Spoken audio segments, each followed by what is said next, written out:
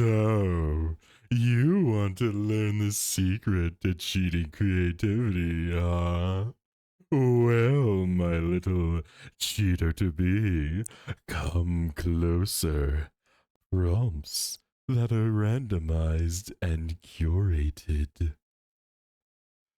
Fine, I'll explain, but I want a whole bucket full of likes for this. Now, Ink, how about you take care of it? Hey, what? Oh, well then, I suppose this is what I'm doing now. Hiya, I'm Ink, they, them pronouns, and upon popular request, and that thing's request, I'm here to teach you on how to cheat creativity and come up with some wild ideas and pieces without having to deal with any sort of blocks. This can be used not only for visual art, such as drawing or painting, but I've used this for writing as well. With that out of the way, let's get started. First step is to open up your sketchbook to a blank page, but that tends to be intimidating. I mean, acting upon this beautiful landscape of possibility is difficult. I mean, anything could happen. So many overwhelming options. Choice paralysis is so easy to fall into when you're acting on your own thoughts, frequently leading people to follow down, well, safe, familiar paths with only minor changes or a little, hey! But what if that action was instead a reaction, forcing you down a different road? That's where prompts come in. Prompts are essentially starting points that help narrow down your options and get artists over the initial hurdle of a blank page. They can take many forms: ideas, themes, pictures, words. Any sort of stimuli can serve as a prompt, as long as that works for you. As far as my recommendation, I found that starting with a shallow piece from the same art medium as you plan to create works well to start out. Use portions of pictures for paintings, take individual words to begin a story, use a few notes to begin a song. In general, use a number of smaller parts to help set you up to make something big. As for creating these prompt lists, start with something that already exists, a set that you can pull from to get yourself up and running with as little resistance as possible. Of course, if you feel confident with gathering enough prompts on your own, feel free to try it, but I find the process works best if the starting point is easy to reach. Okay, we have the prompts now, but how will we choose which ones to use? Well, random chance. If there's no logic behind the prompts, then that gives you the opportunity to give an explanation through your art piece. Call it a little bit of an extra challenge. There are plenty of ways to get this random chance, but I've found 3 specific methods to be most useful. 1. Rollable tables.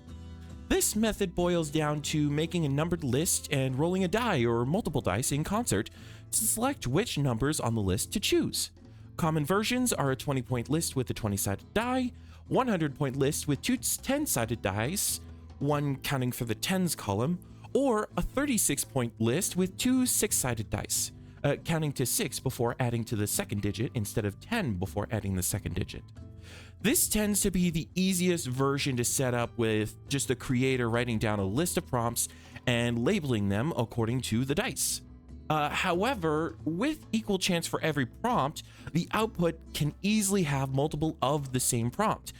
Think if you were writing a story and got the prompt word bees over and over. It's also likely that some prompts will end up neglected and never get the opportunity to show up, effectively shrinking that overall prompt list. Still, rollable tables are an effective method for folks who want to get started on random prompts quickly and easily. The second method of randomization is a deck of cards. It's pretty simple. Just put your prompt on a card and make up enough cards to build up a shuffleable deck. Then, once you're set up with that, draw a card to get your prompt. A couple of ways to do this. You could start out with a bunch of blank sheets of normal paper or cardstock and plant your prompts on those. Or you could use a normal playing card deck. If you want, try that with a rollable table-esque list with like the suits and values instead of the dice numbers. It is a little bit clunky in action, but it works well enough.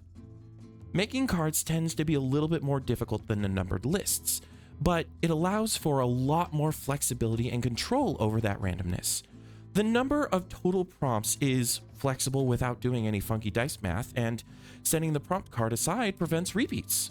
On top of that, setting cards aside after each set of prompting guarantees that everything will show up eventually, in addition to tracking your progress via the shrinking stack of remaining cards. This is the method I use the most because of the balance of flexibility and effort. This can also become a more physically satisfying method by investing in good cardstock and trading card sleeves. In fact, that investment is actually not too expensive either. $10, maybe $15 will probably set you up with like 50, 60 cards. Anyway, this method is limited mostly by the stacks of cards themselves. There's an upper limit of what can be shuffled comfortably in a person's hands. On top of that, it's much less transportable than a couple dice and a sheet of paper or a text document. However, again, if you're willing to invest some money, just getting a tech box will solve most of your problems. If you're willing to work with these shortcomings, though, decks are a fantastic method that grant a wonderful and flexible randomization experience. I highly recommend. And the last major form of randomization is a computer program. Essentially, get a computer to do it for you. Out of all the randomization methods, this is unique in that programs and apps can do nearly anything, as long as the setup cost of programming is fulfilled.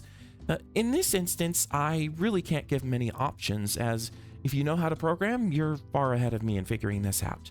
However, what I can do is share a program that I already like, and that's the Magical Thought Provoker from Miscast.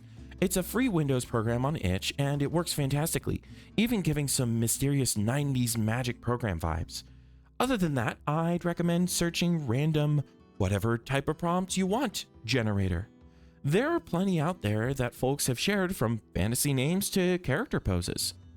Overall, computer programs are a fantastic resource if you can create or find something that works well for you. And if you find ones that you like, then drop them down in the comments below. I'd love to check out what's available. So this covers the first 2 points of prompts and randomization, getting the system set up. But how is this system used? Like, how does this basic pile of random prompts become something that reintroduces choice and truly sparks creativity? Well, that's curation.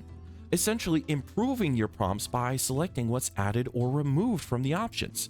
Now, curation is going to come in from 3 different angles, so we'll start small and work our way out. The smallest and most direct way to curate prompts is at the individual piece level. Use your power of choice to manipulate the pure randomness to your benefit in preparation for or during your creative process. For this stage, start out with more prompts than you need, then select the prompts that work best together for a single piece and discard the rest. If you need further prompting in the middle of an art piece, draw some more, select one, and keep that. The videos from my Dungeon Deck series are a good example of this. I'll link the playlist above to check out after this video. For each monster, I draw 7 Monster Bash cards, but instead of using them all, I select the 4 that I like the most for the individual piece. This helps with making things a more cohesive whole, to take that randomness and use the best combination of those pieces. It balances the chaos into something that displays as a functional whole. The next level up is curating your prompt lists. When I started this practice, I began with someone else's prompts, but as I've gone on, I've started to add in prompts I created myself, taking the cards I liked less out of the original pile and adding in my own to supplement, essentially remove the junk to make room for more treasure. It's good to keep this as a regular practice to maintain the freshness of your lists. Again, fighting off that comfortable repetition. Use this stage of curation to help drill into what you want from the prompts and how the list can give the best prompts possible. Finally, the largest level is to curate multiple lists of prompts with different goals. This is more of a long-term goal than anything else, but it helps if you have a variety of directions to play with. I would have one for classic fantasy and another for mecha sci-fi, for example. Then one for drawing people or even fashion. Choose which of these prompt sets you want each time you start drawing, or randomize them. Again, keep things fresh and use this to help expand the creativity built into your artistic process. So now that phrase at the beginning might make a little bit more sense. Prompts that are randomized and curated.